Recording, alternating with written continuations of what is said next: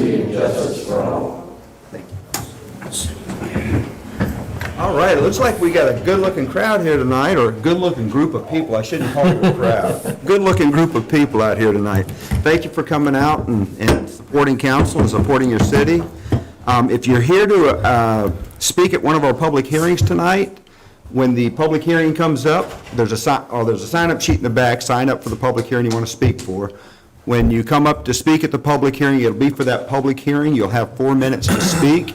We got a little traffic signal here. When it's green, you're free to talk. When you see it turn yellow, it's time to apply the brakes and get ready to end the conversation when it turns red. And we ask that you respect everybody here's time and follow the rules. So if you're speaking at a public hearing, those are the rules. If you come to speak at our citizen comment period, the same rules apply. You have 4 minutes, same lights, and everything as normal. So item number 3 is the adoption of our meeting agenda. Has everyone had a chance to review the agenda? Yes. Is there a motion to adopt the meeting agenda as presented? I'll make that motion. Thank you, Dr. Hostetter. Is there a second? A second. Thank you, Mr. Short. Any discussion? All in favor say aye. Aye. Any opposed? Motion carries 5-0. Thank you all very much. And then the next item is matters from the mayor, and I would be remiss if I didn't remind everybody of what a solemn day we had yesterday, September the 11th. 21 years ago, we were attacked here on our homeland, and the police, fire, military, and public servants stepped up, and they got us right and helped us out during that time. And over the last 21 years, we've grown as a country, and we've done some good things. But I would like to thank all of our first responders, all of our military, and those that serve our country and protect us every day. Another thing that we've got going on here, I do want to give a shout out to Waynesboro First Aid Crew. Great response. My mom fell and broke her hip Saturday. First aid crew came out. They did a tremendous job. They helped her with her pain. They got her to the hospital. The great staff out at AMC did surgery yesterday. She's going to be going home tomorrow. So, I mean, all good things started Saturday with the first aid crew and ended with the hospital.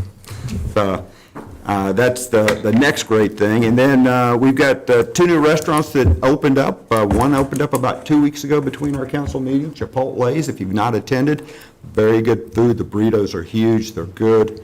And then just today, Popeye's Chicken opened, and I got a report from one of our IT guys. The food is fabulous. He loves the chicken sandwiches. So welcome those to our city. That's all I have for today. Matters from council members. I have some. I received a phone call today, and normally it's a complaint, but it was praise for our city workers that are installing fire hydrants around the city. This came in on 11th Street down near Humphreys Press. The owner called and said that they were efficient, they cleaned up well, they did an excellent job, and he just thought that they should be commended for the job that they were doing. So I wanted to share that tonight. Because I know we're shorthanded and we're doing the best we can with what we have, but it's good to hear those kind of comments. Yes, it is. Thank you very much, Bruce. Yeah, I'll just add, I've attended, we had our legislative committee meeting for the Virginia Municipal League this past week, and just as a reminder to my colleagues, we've got the legislative session will begin in earnest here in the next couple of months, and we've got some priorities from the municipal organization that I think that we would we should consider and really support through a formal legislative resolution of support, and of course collaboration. We'll work with those interested to meet with our delegates for the upcoming session. So lots of good stuff. And for those that don't know, Terry's our representative on the VML, and he does a tremendous job representing our city with all the other communities in the state. So thank you, Terry. Good? I'm good. All right, well, you know, I've got something. Doc's got You can see my mask is still in place. We've had some rippling of a little bit better, a little bit worse. On the latest map, the CDC map, Augusta County is turned yellow. Waynesboro is still red. And so we're still in that zone that I'm going to be wearing a mask in these meetings. And I encourage people to continue to be cautious and be thoughtful. Anecdotally as a physician, it doesn't a day go by that I don't get a call from somebody saying I tested positive. I tested positive at home, or I tested positive at the hospital or at the urgent care center or wherever. So it's still here with us. Again, fortunately, the complications seem to be very limited.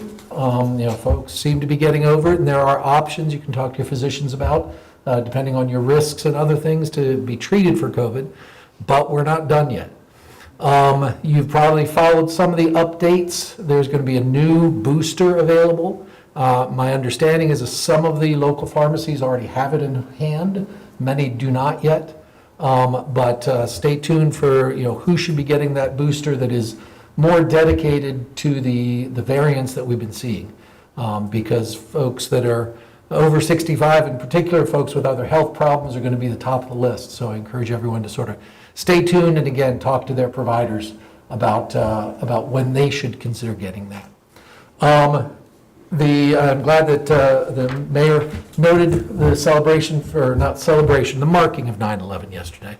And I think that's something as a nation, again, that brings us together to remind us of things that have happened and things that we need to build from. The last thing is to announce my next constituent meeting. I've gotten a little bit behind in making the announcements. It's not until October the 4th, which is a Tuesday at 3 p.m. Over here at the French Press. I'll make another announcement at our next meeting, but I want to make sure that that gets out so that people can mark their calendars if they're able to attend and interested. I had a good time this past session. Had several folks show up, and we talked about a couple things in the city, pedestrian ways and traffic and other things. So it was good to get some insight. All right, I thank you, Mr. Mayor. Well, the good doctor thought that was his last statement, but I got a question for him so I don't have to pay a copay. Well, we're all about the COVID shot. Do you recommend the flu shot early and get it now? Yes, and it's not really early. Anytime after the end of August, flu shots are appropriate. So if your pharmacy has them, if your physician's offices have them, you can get them now. It's going to protect you through the whole winter. So do that. Thank you for reminding me. Okay. All right. Item number 6 is to consider the consent agenda. Has everybody had an opportunity to review the consent agenda we approved, or the stuff we approved last month? Is there a motion to approve the consent agenda as presented? I'll make that motion. Dr. Hossetter, thank you. Is there a second? Second. Ms. Williams, thank you. Any discussion? All in favor say aye. Aye. All opposed? Motion carries 5-0. Thank you. Item number 7 is to consider, is the second consideration of an ordinance for rezoning a portion of the properties at 2712 West Main Street and 0 Lou DeWitt Boulevard, Waynesboro. Applicant is, how do you say that name? Applicant is Rosalind E.B., LLC, RC C6 LLC. Ms. Tate, I'm going to let you have it. Thank you. So as you'll recall, we had a public hearing on this request at your meeting last month. It is an application to rezone approximately 16.4 acres of tax map parcel 21-1-1 and 21-1-5 from highway business to multifamily residential. The current zoning of the property is highway business, which allows all commercial uses and some light industrial ones. It's really meant for businesses that rely on close proximity to major transportation routes and restricted to areas located on arterials and highways. The proposed rezoning is to multifamily residential, which accommodates a higher density multifamily living. It allows a density of up to 20 units per acre. The maximum building height is 65 feet. It permits townhouses at a maximum density of 10 units per acre. This is the rezoning exhibit. The property has frontage on Lou DeWitt and on East Main. The portion outlined in orange is the portion that's proposed to change from the highway business to the multifamily residential. This is just a picture of kind of the vacant property from Lou DeWitt. surrounding uses, so you'll see that it's directly behind the Amazon facility. There's multifamily to the east, and then certainly there's some surrounding business development. The current zoning you'll see in red is highway business. The area that's outlined in the yellow and has the yellow dots is proposed to change to the multifamily residential. The comprehensive plan does designate this area for to remain highway business. But staff did identify that neighboring properties are already being utilized for multifamily residential, and that the comprehensive plan does recommend supporting a variety of housing types and alternative types and forms of housing.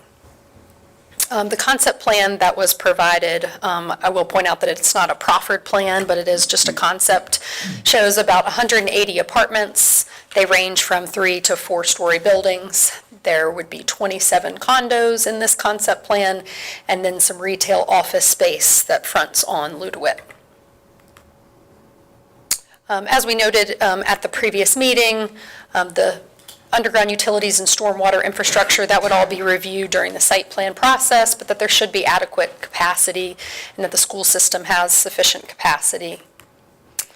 There were some traffic and pedestrian-related, concerns and questions also at the previous meeting. The development's main entrance will be on a private access drive that directs traffic to Ludewitt and West Main. As noted in the previous meeting, the traffic impact analysis was completed and reviewed by VDOT. They recommended that, no improvements were needed, but that if the trip generation was kind of dispersed differently than was envisioned in that analysis, that there could be some delays on side streets with the development.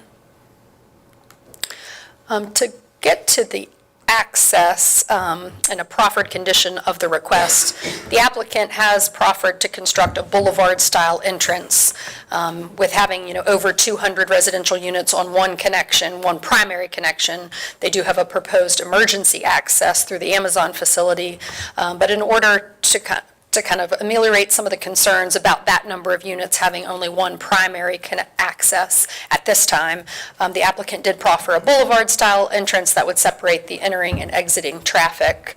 And then again, the emergency access point would be provided behind the Amazon facility. There is a deed agreement that ensures that that would remain clear and accessible to the applicant. And then a future interparcel connection will be stubbed out to the property to the south. So those 3 entrances are kind of represented here. You can see the primary access up near Ludewitt. The next one is the emergency access behind the Amazon facility, and then they would stub to the property to the south so that if and when it were to develop, there would be multiple connection points. The applicant did proffer pedestrian sidewalks internally within the private access roads that would lead up to West Main and to Ludewitt. And then at the previous meeting, there were some questions about what, if any, pedestrian facilities would be provided along the public roadways, that frontage of the property of request. And so after staff kind of reviewed the 2018 transportation plan that shows Ludewitt as a corridor that would have sidewalk facilities and a shared use path at some locations, staff came up with this graphic that shows where existing sidewalk is along Ludewitt and then where proposed sidewalk would be on the western side of Ludewitt. And then the blue line is representative of an existing a proposed shared use path through the Creekwood development. And then this would kind of extend that along on the eastern side up to Main Street. So essentially it would be, as part of our ordinance, a requirement of the developer to provide that facility the same way they provide sidewalks. In this case, because it's in keeping with the comprehensive plan, to provide a shared use path facility along the roadway. So that clears up some of the questions from that public hearing. So the Planning Commission recommended approval. In your packets was an ordinance that also linked to Exhibit A, and Exhibit A are the proffered conditions that the applicant proffered and were recommended for approval by the Planning Commission. That's all I have, unless you have any questions for me. Anyone have anything for Ms. Tate? Just a point of clarification, if you can. the shared use path is in that ordinance then? Or is that covered under general Yeah, so zoning? the ordinance says that pedestrian facilities are required to be constructed along public roadways. And then it also has a definition for trails or shared use paths, and it says that pedestrian facilities need to be provided in accordance with adopted plans. And that 2018 transportation plan, although it doesn't show the shared use path directly along the roadway, it actually kind of has it more kind of meandering through the property. But from a kind of an enforcement standpoint from staff, we would be asking that it be constructed along the roadway facility. And then, in the future, where gaps exist in that network, the city could always apply for a smart scale application or other application to kind of fill in those gaps. Good. All right, is there a motion to approve the ordinance? I'll make that motion. Okay, Mr. Short, is there a second? Second. Thank you, Dr. Hossetter. Any discussion? Yes, I would like to just make a comment. While it's reasonable to expect school enrollment numbers to increase with a development this size, and the school has communicated that we do have space for this growth, we don't know how much and where. It's my understanding enrollment is up this year, and we have not seen the impact of the 3 large developments currently underway. If we find ourselves in a situation where schools need expansion, this expense falls on Waynesboro. While this is a chief concern of mine, it is not the only one, and for that reason, I will not be supporting this. Okay. All right, so we've got a motion, we've got a second. All in favor say aye. Mr. Mayor, if I could speak to my motion, I just sort of acknowledge that the city, and don't quote me on the exact figure, but my back of the napkin math is that over the last 20 years, the city has actually approved by right residential uses in the magnitude of 1,500 to 2,500 units that are already by right, including this parcel. To me, this affords an opportunity to capitalize on accessible and entry points to the market for apartment uses, and so folks can grow into a home. So I just want to speak to that motion. Okay. All right, any other discussion? All right, we have a motion and a second. All in favor say aye. Aye. Any opposed? I oppose. Motion carries 4-1. Thank you all. Okay, item number 8 is to hold a public hearing and consider adopting an ordinance amending the fiscal year 2023 budget in the amount of $2,232,218. Mr. McCormick. Good evening, Mr. Mayor, members of council. Broadly stated, this amendment aims to appropriate funds for the purchase of replacement vehicles as identified in the city manager's fiscal year 2023 budget request for police, parks and rec, refuse and public works. It will also appropriate funds for various maintenance items for information technology, fire, parks and recreation, public works, courts equipment, and the water fund. And it will also appropriate various grants and donations, various reimbursements for the CAPSAW. That's the Community Action Partnership, Stanton, Augusta, and Waynesboro Fund, Library, Economic Development, and the police. The amendment total is $2,232,218. So by state code, it is required to have a public hearing. It was introduced, seconded, and discussed at your previous meeting. So if council desires after the public hearing, you can call the question. Thank you. Thank you, Mr. McCormick. Any questions for Mr. McCormick? All right. I hereby open the public hearing. No one has signed up to speak, sir. Thank you. I hereby close the public hearing. So we voted on this on our August 22nd meeting.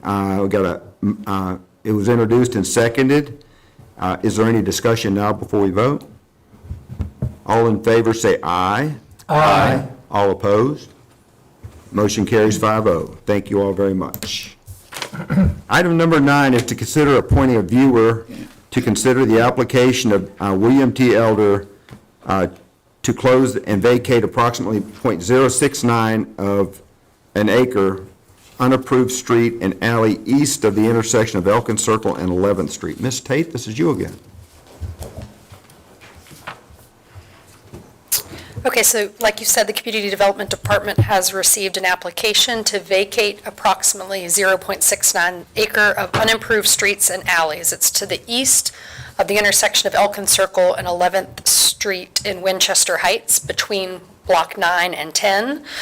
So the property was sold as a block of 32 lots, of which there's development issues as far as terrain is concerned, and so the applicant would like to vacate the public rights-of-way and alleys in order to reconfigure those lots and to significantly reduce the number of lots at that location. So you'll see that it's RS7 zoning. I outlined in red the area of the property that we're discussing. And then if you kind of think about that area of red, turning counterclockwise now, this is an example of that plat. So there's a portion of Hunter Street to the north that would be vacated, an unnamed alley kind of toward the top half of the project, and then a portion of Gunn Avenue, and then it would kind of end at a cul-de-sac, and those would be the lots. So it will go through a subsequent major subdivision process, but tonight it is just under consideration to appoint viewers for that request. And then we would be coming back at a future meeting with the report from the viewers and asking if public hearings should be scheduled. That's all I have. Thank you, Ms. Tate. Do we have a list of viewers? There's a list of viewers in the packet. I think this morning in a preparation meeting with the vice mayor, I think we identified some candidates. Do you have those? Do you have the list? They also, there, I would note that there's an individual on the list that is not available to serve. Can you read those names? So we got Mr., here, I'll tell. Greg Bruno, Okay. Okay, oh, yes, so, Mr. Greg Bruno, okay, Edith Ekman, and, let's see, Mark Stevens as chair, and then Doris Hovey as an alternate. Doris. Doris Helby. Hovey would be an alternate. go with that. Mark Stevens. Mark Stevens as the chair. Right, Greg Bruno Yes. and Edith Ekman. All right, thank you all very much. Item number 7 is to receive a presentation of the recently completed Port Republic Road Neighborhood Action Plan. Ms. Tate.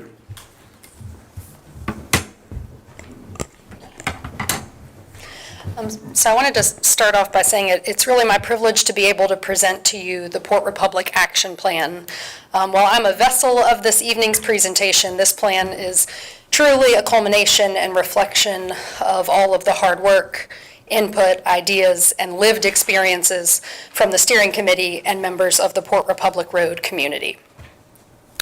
City staff would also like to extend appreciation to the expertise of the consultant, EPR-PC, and more specifically their project leads, Will Cockrell and Amanda Ponce. In my brief time involved in the planning process, I found them to be strong facilitators and very experienced planners. So to give a little background, in 2019, the Port Republic residents worked closely with the city of Waynesboro to release a request for proposals that called for a neighborhood small area plan or action plan. Residents and city officials then selected EPR-PC as the project consultants. And then unfortunately, in 2020, the COVID pandemic delayed this effort until the spring of 2022. The process included several calls with the Neighborhood Steering Committee, referred to as PRRCHA. The committee hosted a community walking tour, which you can see on your screen, on May 4th of 2022, and then a multi-day workshop in early June of 2022, which led to this action planning document. So the plan starts out with a very important thread that you will find running throughout the plan's narrative and its various action items, and that is history and the importance of the community story. The Port Republic Road Historic District is the principal historic African-American neighborhood in the city of Waynesboro. It's located north of the city's downtown. The neighborhood was a site of Waynesboro's African-American community formation and prosperity in the decades following the Civil War. The neighborhood's social legacy and numerous historic structures led to the neighborhood being designated on the National Registry of Historic Places in 2002. The Port Republic neighborhood consists of 35 acres north of the CSX railroad line and west of the South River. In the 1810s, a prosperous mill owner in Waynesboro named Frederick M. Bowden established a small subdivision on the site near his facility on the South River. Properties slowly developed along the road leading north from Waynesboro to the village of Port Republic on the Shenandoah River. Little development occurred on the site until the years following the Civil War.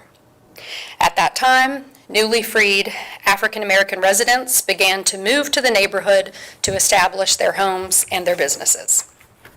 The neighborhood's proximity to Waynesboro's industrial areas and railroad depots made it an attractive location for laborers. The community established black churches like Pleasant View United Methodist and Shiloh Baptist in these early decades of this growth. And then in turn, those growing religious networks attracted additional African American settlement to the neighborhood in the 1870s and the 1880s. The Port Republic community continued to grow into a vibrant and prosperous neighborhood through the early decades of the 20th century. By 1950, the neighborhood included numerous businesses, religious institutions, and schools. Some key buildings from this period include Shiloh Baptist Church, the Elks and Abraham Lodges, the Terry Hotel, and the Rosenwald School. The Rosenwald School was one of many across the United States that served African Americans and served as a critical social center. This building still stands as a monument to the struggle these residents faced and continue to overcome. The business sector in the neighborhood largely declined during the latter part of the 20th century. As you know, the Rosenwald building no longer operates as a school, but continues as city offices and as a community center. The neighborhood's churches and residents remain and continue to offer what has long been the community's greatest historic resource, its people. The history of Port Republic Road and the community story is the thread that's woven throughout this plan and its identified goals.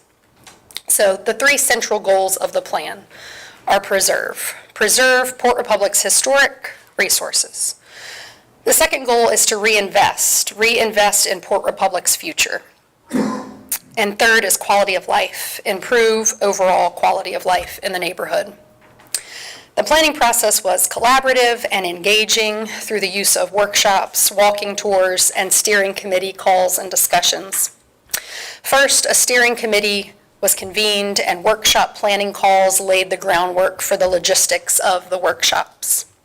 Then came additional collaborative meetings and a walking tour of the community. The discussion of community values, visions, goals, various brainstorming activities to develop short, midterm, and long-range goals. Brainstorming activities involved completing the sentence, "I believe my community, ... and also defining future headlines community members would like to see about Port Republic neighborhood. And several of the answers are captured in the pages of the plan. Some of those are that I believe my community is of value and importance, that Port Republic neighborhood has a great start, has a lot of untold history, is valuable, is different than what it used to be in a positive way, is just as special as anywhere else in the city, has untold stories that could benefit new generations." And some of the headlines that neighborhood residents would like to see about Port Republic neighborhood is, "Port Republic neighborhood wins beauty City Beautification Award. Port Republic gets new branding, flags, and entrance signage. Black History Museum opens at the former Terry Hotel in Historic Republic District. Next came preparation of a draft plan and stakeholder meetings to fine-tune that roadmap, or what the plan refers to as action tables for the various action items identified.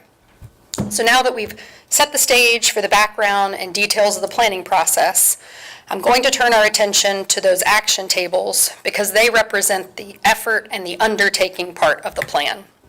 And there are 4 action tables under each of the plan's 3 goals. So goal number 1 is preservation, to document, preserve, and effectively communicate Port Republic's history to foster community pride, appreciation, and a continuation of its values into the future. So the first action item under that goal is to develop a diverse array of historic publications. So kind of in the short term, collecting that information, developing a walking tour pamphlet for the Port Republic Road Historic District, developing content for a virtual presence on the city website, which could eventually shift into a separate website altogether. Another longer-term goal would be to launch a TRAPES app, which is an electronic app for Port Republic. TRAPES apps have been used by the Waynesboro Downtown Development Group and many other localities to highlight history, business, and other important components of a community. Another action item under the goal of preservation is to create a business plan to rethink and redevelop a museum that celebrates the neighborhood and African American history. Kind of in the short term, talking about the potential for a virtual footprint of some museum materials that can really expand the reach of the current Spirit of Rosenwald Museum. And that would really create momentum to foster an improved physical space. And all of these action items work to kind of have a short and midterm and long-term goal so that it's scalable for the community. A third action item under preservation would be to create a branding, a wayfinding plan for the neighborhood. Some great ideas are to utilize schools and universities as potential partners. I'm really seeing this wayfinding and branding plan not only as a means of beautification, but of preserving history. The branding would also be obviously integral to any kind of pamphlet development or walking tour app. And the last action item under preservation goal is to create historic programming and events to share the neighborhood's history.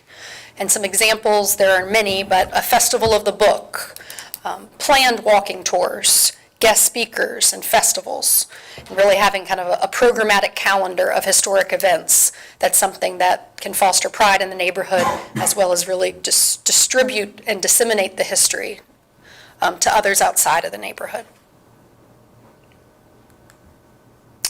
So that brings us to goal number 2, which is reinvestment. And the first action item under that goal is to coordinate with partners to redevelop properties in the neighborhood.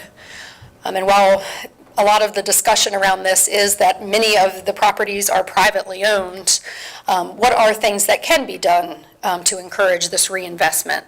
So in the short term, detailing a list of targeted property investments, developing a relationship with some kind of redevelopment partner, possibly working with the Virginia American Planning Association's Community Planning Assistance Program to help in this effort. And then larger discussions were had with the community around the potential improvement of Elkton Court. The second action item under the goal of reinvestment is to develop street projects and other capital improvements for Port Republic Road. So kind of in the short term, documenting that list of potential capital needs, developing a list of viable streetscape projects that come with cost estimates, and then asking the city to formally adopt those projects so that as we move forward with grant funding applications, that is a plan that's on the city's radar. The next is to foster business development in the neighborhood, and this really harkens back to the history of Port Republic Road being a viable and thriving residential and business community. So from the city's perspective, could we look at potential zoning categories that could enhance flexibility and make it easier for neighborhood businesses to locate in the area? Kind of from a mid-range and long-range perspective, kind of develop business goals and a feasibility study around business development in the neighborhood. And then the last action item under the reinvestment goal is to program neighborhood events, to build community pride and ownership, to return block parties, to plan and have service fairs and gatherings, and really that kind of calendar of planned events and programming. And that brings us to goal number 3, which is quality of life. How do we improve the overall quality of life? The first action item is to address property maintenance concerns throughout the neighborhood. So in the short term, be proactive and develop a property scan and inventory. Work with partner organizations, develop volunteer and cleanup activities, reach out to specific property owners with educational materials, grant funding opportunities, ways of investing in property, administering program support where applicable, and a great idea of having an annual Best House Award. Another action item is to establish public arts projects throughout Port Republic Road neighborhood, and a great potential partner would be Virginia Street Art. Identify opportunities for possible installations, connect with local artists, and kind of have it be a visual representation of the history.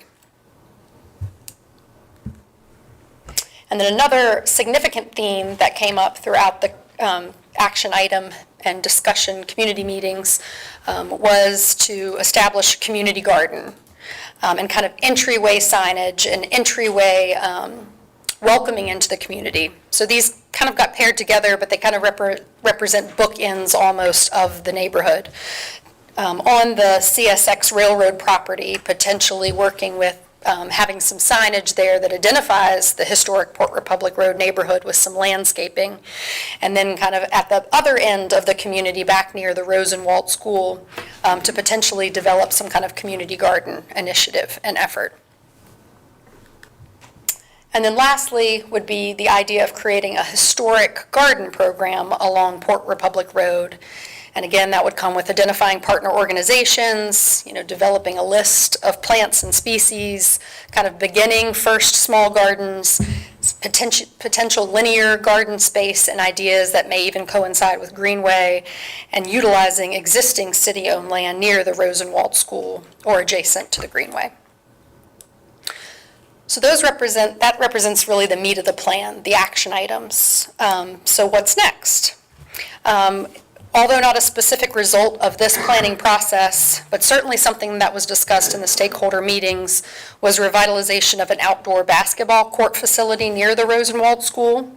And this discussion, like the majority of discussions had about this neighborhood, harkened back to the history and of the great basketball players from our region that played on the court within that neighborhood. And while the plan isn't to revitalize the existing court due to some safety concerns with roads being on all 3 sides, the community development block grant funding has been allocated to construct a new court up near the Rosenwald School, and there is a proposal out now for that construction. And ideally, Parks and Rec hopes to construct that project by the end of the year, weather permitting, and proposals coming in as we hope. So now on to the specific action items of the plan. As with all plans, how do we prevent this one from being one that sits on the shelf? How do we continue the momentum that's been started in this planning process? And as discussed in our steering committee meetings, it will certainly be a mixture of neighborhood and city investment that will produce the measures of success that are identified as benchmarks in the plan. So city staff plans to continue to consider the appropriate means by which to formally recognize the plan, the manner in which it will kind of influence not only ours, but potential other forms of investment. And then staff also plans to continue to research what action items from this plan could potentially qualify for community development block grant funding, of which we're every year coming up with projects to fit into that annual action plan. And then lastly, as you'll notice at the the final appendix of the plan, there's a vast number of grant opportunities that our consultants identified that may apply to various action items that would be identified in the plan. So encourage you to take some time reviewing the plan. Certainly, if you have any questions, you could contact our office and we could put you in contact with those that know much more about the community than I do. But we do ask that you consider the plan and potentially in the future come back for kind of a formal adoption or consideration. Thank you. Thank you, Leslie. Thank you. Anybody have questions for Ms. Tate? Nope, okay. All right. I just would add just a comment is thank you to FERCA and to Leslie and all those involved with putting together this plan. I harp almost every year about our CDBG set aside and that while appreciated, there's a diminishing value on continuing to pursue $180,000, of which $40,000 gets sucked up into administrative fees every year. And so, as I've said over the years, it's important that our community develop a neighborhood plan, and I'm so proud and grateful that that Park Republic is the beneficiary of this first neighborhood plan. And I would hope in our conversations in the fall, as we sort of lean into what the next budget season would look like, that we can have some conversations about how we keep this momentum going for the plan, how we can be strategic about putting ideas into action, and again, nothing's worse than having a plan set on a shelf. So just thank you all for all of your efforts. Hey, we've got, I think, a committee member that wanted to get up and say something about the plan. Is that right? Everybody was pointing to you. Well, yes, then. I think you saw. It was like. Who did that? Who was? I'd like to say good evening, everyone. We'd like to say thank you very much to the City of Waynesboro for investing in this vision plan that we've come before many of you with for years now. I didn't say my name. My name is Dr. Amy Tillerson Brown, and I am a member of Waynesboro. I am a member of the Port Republic Road Historical and Community Association. My family and I live in Waynesboro, and I've been known to really like history. I teach history at Mary Baldwin University. So we thank you all for even investing in this part of the plan to the degree that you have. Some of you sitting there now, I think we started our meetings with you as early as 2013. So we're happy now, almost a decade later, to see about this much coming to fruition. And we want to echo the sentiment that was presented in this plan here, and then the sentiment by Councilman Short, that there's nothing worse than letting a plan sit on the shelf. So if there's anything that we can do to move forward with points of this plan, we'd like to join with you all to continue this momentum while it's there, because we don't want to be before you in 2033 singing the same old song. Yeah. So thank you for your investment this far, your dedication to this historic community, and together we think that we can really continue to make Waynesboro a beneficial and prosperous place for all of its citizens to enjoy. Thank you. Thank you very much, ma'am.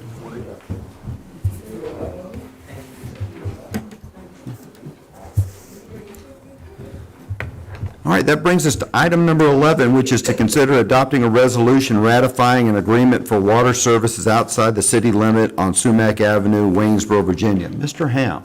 Yes, sir. The owner of this property is located immediately outside the city limits in Augusta County with legal access to city roads on Sumac Avenue. The owner has requested access to city water and sewer utilities. This parcel is designated with Augusta County or by Augusta County tax map number 68A-1-11. City-owned and operated utilities are located in the Sumac Avenue right-of-way and are relatively available to the owner. The applicant originally sought to subdivide the parcel. However, Augusta County's zoning restrictions and city capacity for providing water service prohibit this request. Since the request was turned down at the staff level in both jurisdictions for this reason. The current request for water and sewer service to one residential dwelling can be supported by current utility capacity and is in line with the county zoning requirements. As the title of the resolution suggests, both parties have already signed the agreement, but council needs to ratify the execution of the document. I'm happy to respond to any questions that council may have. Good. All right. Is there a motion to ratify the agreement? I'll make that motion. Thank you, Dr. Hofstadter. Is there a second? I'll second. Thank you, Mr. Short. Mr. Allen. Do that all the time. Thank you, Mr. Allen. Any discussion? All in favor say aye. Aye. Any opposed? Motion carries 5-0. Thank you. At least you didn't call me Mr. Allen. I didn't call you Mr. Allen or Mr. Short. No, ma'am. You're sitting too close to me.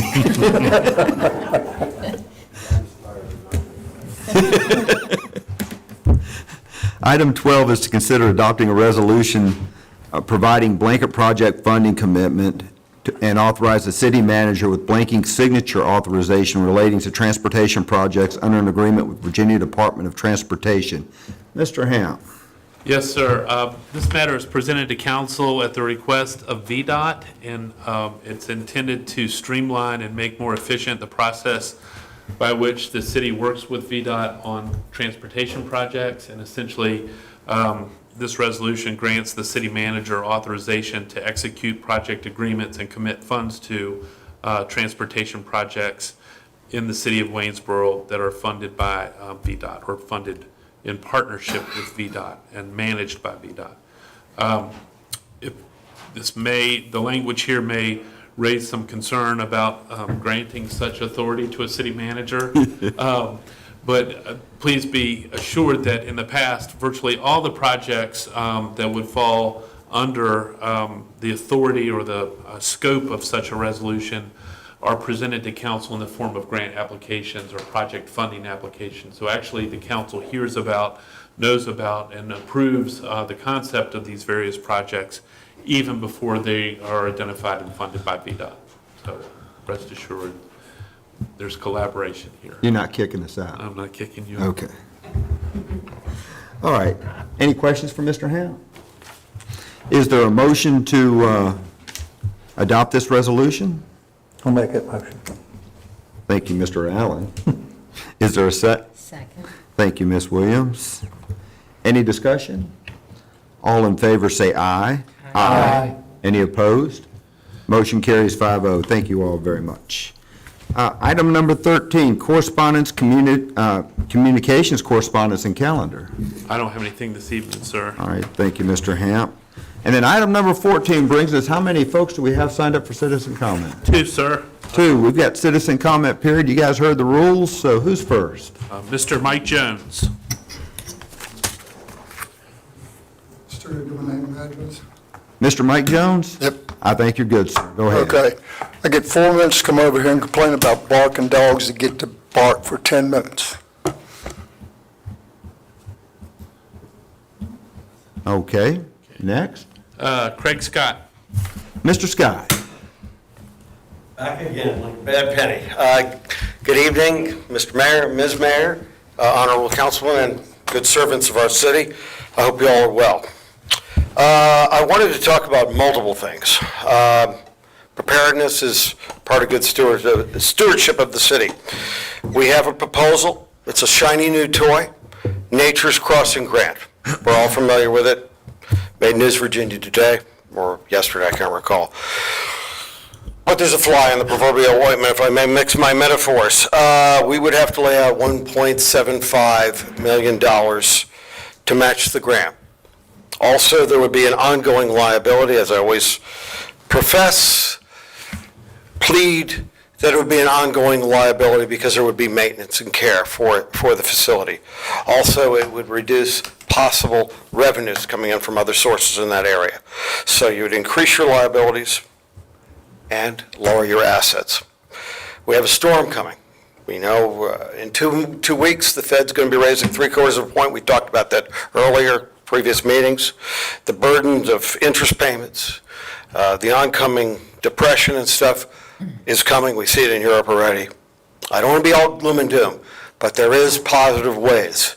If we have a living community like Port Republic, why did it fade away in the 80s and 90s? This is a commonality of all great cities in America. We know the areas. I lived in New York for a while, and I saw the sadness of these abandoned buildings, et cetera. They died because jobs left, which is partially Waynesboro can control. Taxes and regulations went up, the burdens thereof. If we can allow Port Republic to be the captain of their own ship, each of them who know their neighborhood better than I could even dream about while they're wide awake and I'm sleeping, or vice versa. Make it an enterprise zone. Have ready monies to keep the balance sheet clean, and I've talked about cash management.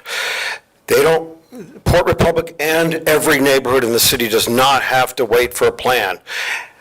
They can manage their own lives. Our fellow citizens revitalize Port Republic, not with certain events, not a museum, and the museum's fine, but we want a living, thriving, growing, vibrant, passionate community. It can be done 365 days, leap year's 366, 24/7, because everybody has their dreams. Let's not do, and by the way, great work, by the way, and very thoughtful. But there's no substitute for the individual imagination and passion of these people. They know what's best for themselves, for their families, their loved ones, their friends and neighbors. Well-meaning people have good hearts, but you know what happens with the road to good intentions. And why did the neighborhood decline? Let's not have a bromide. There are reasons. This is not an act of the Almighty. This is a man-made problem, and there are man-made solutions. Let's get an enterprise zone. We'll have a better balance sheet by saying no to these shiny new toys, and allow enterprise zones and bring in jobs, bring in infrastructure that can be managed by the people themselves. They don't have to come and complain in the middle of the night or in the morning or plead their case hat in hand. They can be responsible, because these are vibrant, beautiful people with great minds. And let's tap our resources, which is the people of Waynesboro, as with Port Republic. But that principle applies to all humanity, and certainly our wonderful Waynesboro. Thank you very much. God bless all. Thank you, Mr. Scott. Thank you. All right. Is that it? All right, the last motion of the night. Is there a motion to adjourn this meeting? I'll make that motion. Mr. Allen, thank you, sir. Is there a second? Second. Ms. Williams, thank you, ma'am. Is any discussion? All in favor say aye. Aye. Any opposed? Meeting adjourned. Thank you very much.